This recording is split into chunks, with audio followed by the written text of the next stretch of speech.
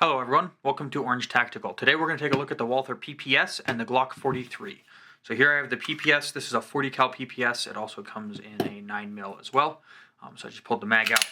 Weapon is clear, no magazine obviously. Here's a Glock 43. This is just a regular Glock 43. It's not a 43X.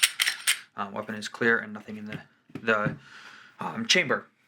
So looking at the difference between these two guns, we have the Glock 43 coming in at 6.26 inches and the PPS coming in at 6.32 inches. So the PPS is just a tiny bit longer than the Glock 43, but really not that much longer at all.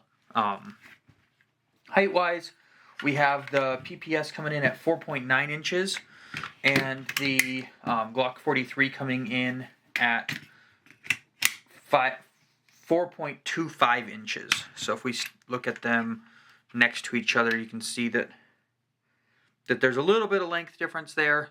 If we set them slide to slide, you can see that there's a little bit of difference, even with the extended grip in the Glock and the PPS. Width-wise, the PPS comes in at 1.1 inches and the Glock is at 1.06. The Glock definitely feels a hair thinner than the PPS. But I definitely like the grip on the Glock a lot more. It's just feels better in my hand, fits my hand really well. Whereas the Glock, just a little bit smaller, just not as much to grip onto. But the PPS has great texture, great grip, just fits in the hand really well. Magazine capacity, the Glock comes with a 6-round mag, and the PPS comes with the 40 cal is a 6-round mag, and I believe the 9mm comes with a 7.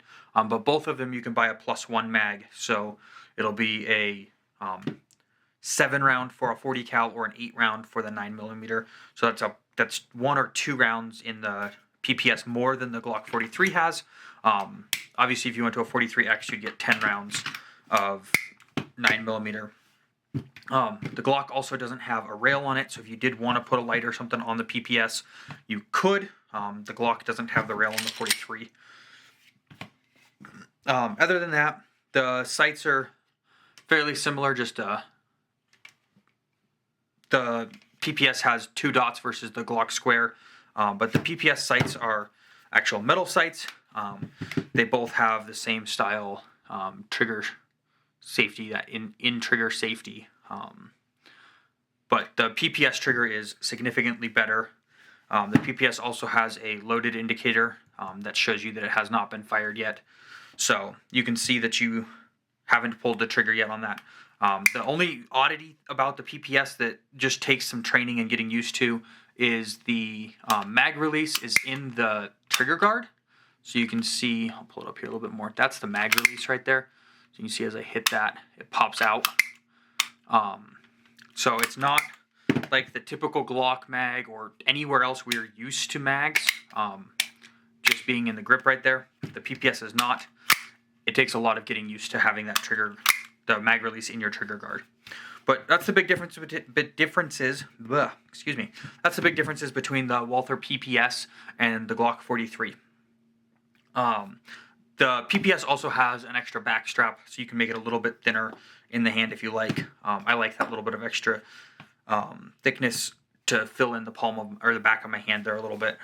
So it's one of the reasons why I think the Glock is a little bit small in my hands. So I do like the PPS over the Glock 43, I think. Yeah, that's the big differences between the Glock 43 and the Walther PPS Gen 1. If you have any questions, leave them in the comments below. If you like this video, please hit the thumbs up button and subscribe to Orange Tactical and ring the bell so you can get notified when I post new videos. Thanks. Have a great day.